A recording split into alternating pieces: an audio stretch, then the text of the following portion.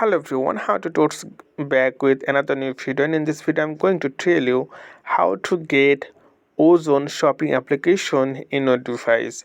So if you use Android phone, then go to Google Play Store. If you use iPhone, then go to App Store, and after that you'll get the apps like this.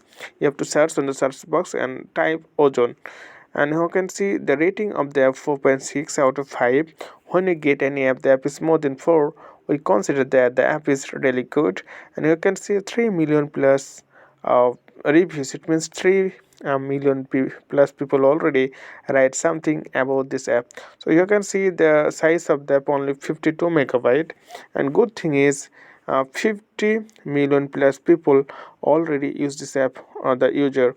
So you can see online store, goods and installments, household products, clothing, air and railway tickets. So what you need to do to get this application, simply tap on install button. So it takes few time to install in your device. So okay friend, I hope this video is helpful for you. So please consider to subscribe my channel, and thank you for watching.